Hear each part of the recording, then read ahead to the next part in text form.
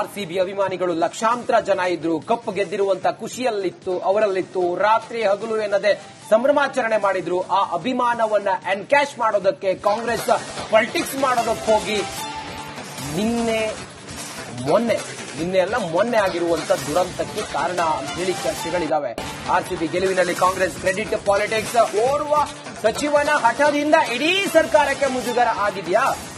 ಓರ್ವ ಸಚಿವ, ಆತನ ಹಠಕ್ಕೆ ಬಿದ್ದು, ಜಿದ್ದಿಗೆ ಬಿದ್ದು ಇಷ್ಟು ದೊಡ್ಡ ಕಾರ್ಯಕ್ರಮ ಯಾವುದೇ ತಯಾರಿ ಇಲ್ಲದೆ ಮಾಡಿ, ಪೂರ್ವ ತಯಾರಿ ಇಲ್ಲದೆ ಮಾಡಿ, ಜನರನ್ನು ಸೇರಿಸಿ ಆರ್ಸಿಬಿ ಅಭಿಮಾನಿಗಳ ಅಭಿಮಾನವನ್ನು ಎನ್ಕ್ಯಾಶ್ ಮಾಡೋದಕ್ಕೆ ಹೊರಟು ಈ ರೀತಿ ಸರ್ಕಾರಕ್ಕೆ ಮುಜುಗರ ಆಗಿದೆ. ಆರ್ಸಿಬಿ ಗೆಲುವಿನ ಕ್ರೆಡಿಟ್ ಪಡೆಯಲು ಹೋಗಿ ಎಡವಟ್ಟು ಮಾಡಿಕೊಂಡ್ರ, ಜನರ ಭಾವನೆ ಅಸ್ತ್ರ ಮಾಡಿಕೊಳ್ಳಲು ಹೋಗಿ ಪ್ರಮಾದ ಆಗೋಯ್ತಾ?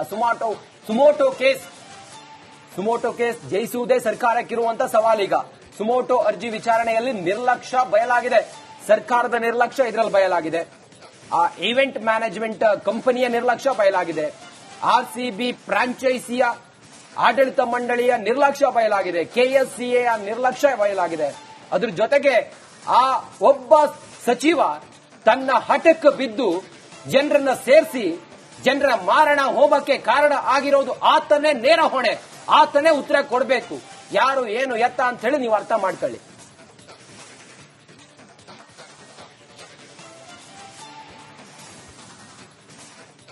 ಹುಬ್ಬಿ ಮೇಲೆ ಬ್ರಹ್ಮಾಸ್ತ್ರ ಅನ್ನೋ ಹಾಗೆ ಸರ್ಕಾರ ವರ್ತಿಸ್ತಾ ಇದೆ. ಕಾಲ್ತುಳಿತದ ಕೇಸ್ನಲ್ಲಿ ಸರ್ಕಾರದ ಕ್ರಮಗಳು ಕೂಡ ಥೇಟ್ ಹಂಗೆ ಇದಾವೆ. ಯಾಕೆ ಹಿಂಗೆ ಹೇಳ್ತಾ ಇದ್ದೀವಿ ನೋಡಿ.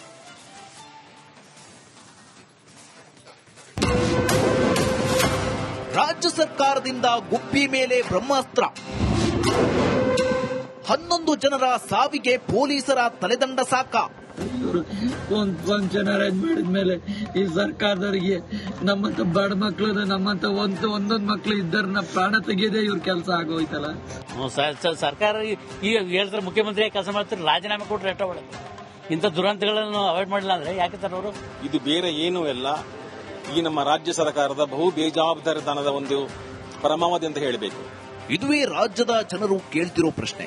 ಕಾಲ್ತುಳಿತದಲ್ಲಿ ಪ್ರಾಣ ಬಿಟ್ಟವರ ಸಂಬಂಧಿಕರ ಆಕ್ರೋಶ, ಪ್ರತಿಪಕ್ಷಗಳ ನಾಯಕರ ಉಲ್ಲೇಖ, ಇಷ್ಟೆಲ್ಲಕ್ಕೂ ಕಾರಣವಾಗಿದ್ದು ಕಾಂಗ್ರೆಸ್ ಸರ್ಕಾರ ತೆಗೆದುಕೊಂಡಿರುವ ತಲೆದಂಡದ ನಿರ್ಧಾರ.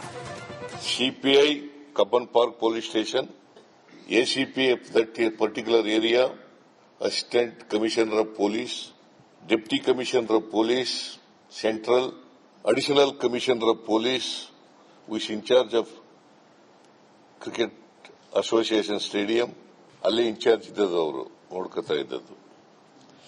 ಆಮೇಲೆ ಬೆಂಗಳೂರು ನಗರದ commissioner of police,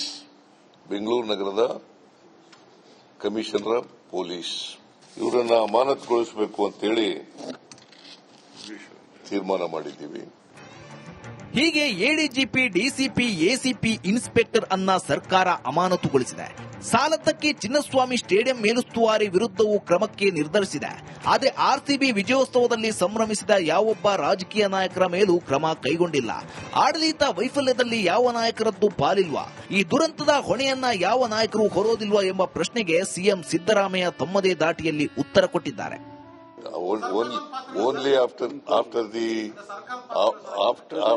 the inquiry report comes. Only after inquiry report comes from the one-man commission. ಮುಖ್ಯಮಂತ್ರಿಗಳು ಹಾಗೆ ಮಾತನಾಡಿದ್ರೆ ಇನ್ನೊಂದೆಡೆ ಪ್ರತಿಕ್ರಿಯೆ ನೀಡುವುದಕ್ಕೂ ಡಿಸಿಎಂ ಡಿಕೆ ಶಿವಕುಮಾರ್ ನಿರಾಕರಿಸಿದ್ರು. ಈಗಾಗಲೇ ಸಿಎಂ ಸಿದ್ದರಾಮಯ್ಯ ಪ್ರತಿಕ್ರಿಯೆ ನೀಡಿದ್ದಾರೆ. ನಾನು ಯಾವುದೇ ಪ್ರತಿಕ್ರಿಯೆ ನೀಡೋದಿಲ್ಲ ಅಂದ್ರು. I don't want to comment on anything. We have discussed in detail. Honorable Chief Minister has explained to you everything. Whatever we have got the notes, whatever we got the information, Honorable CM has explained to you. I don't want to explain more. Let the law will take its own course. ಒಟ್ನಲ್ಲಿ ಕೋತಿ ತಾನು ಮೊಸರು ತಿಂದು ಮೇಕೆ ಮೂತಿಗೆ ಒರೆಸಿದ ಹಾಗೆ ನಡೆದುಕೊಳ್ತಿದೆ. ಪೊಲೀಸರ ಮೇಲೆ ಕ್ರಮ ತೆಗೆದುಕೊಂಡ ಸರ್ಕಾರ ತನ್ನ ಆಡಳಿತ ವೈಫಲ್ಯದ ಪ್ರಶ್ನೆ ಬಂದಾಗ ಮಾತ್ರ ಜಾರಿಕೊಳ್ಳೋ ಯತ್ನದಲ್ಲಿದೆ. Bureau report, Republic Kannada.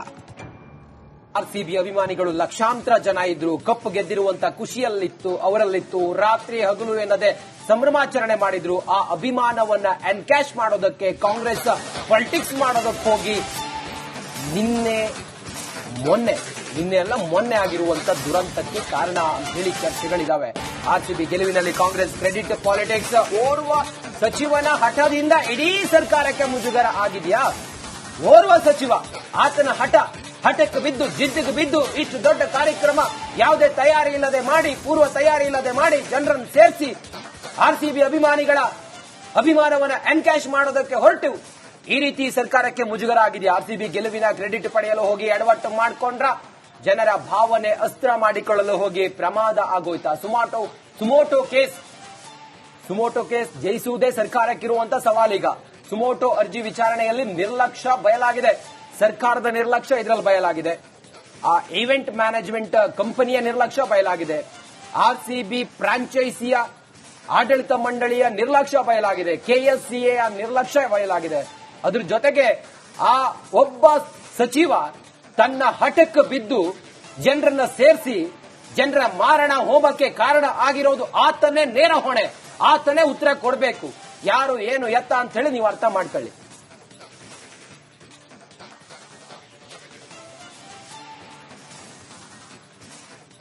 ಗುಬ್ಬಿ ಮೇಲೆ ಬ್ರಹ್ಮಾಸ್ತ್ರ ಅನ್ನೋ ಹಾಗೆ ಸರ್ಕಾರ ವರ್ತಿಸ್ತಾ ಇದೆ. ಕಾಲ್ತುಳಿತದ ಕೇಸ್ನಲ್ಲಿ ಸರ್ಕಾರದ ಕ್ರಮಗಳು ಕೂಡ ಥೇಟ್ ಹಂಗೆ ಇದಾವೆ. ಯಾಕೆ ಹಿಂಗೆ ಹೇಳ್ತಾ ಇದೀವಿ ನೋಡಿ.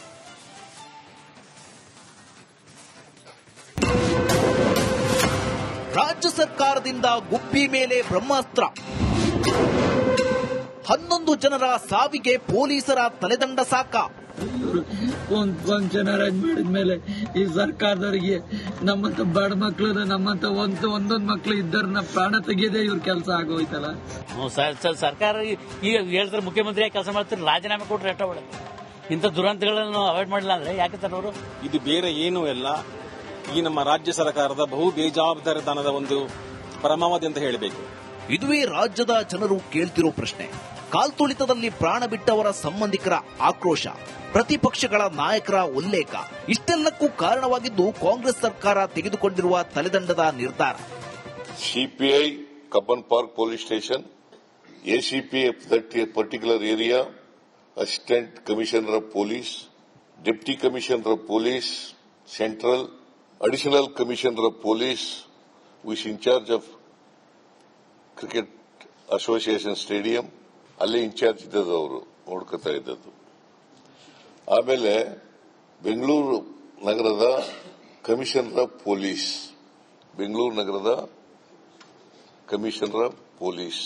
ಇವರನ್ನ ಅಮಾನತುಗೊಳಿಸಬೇಕು ಅಂತೇಳಿ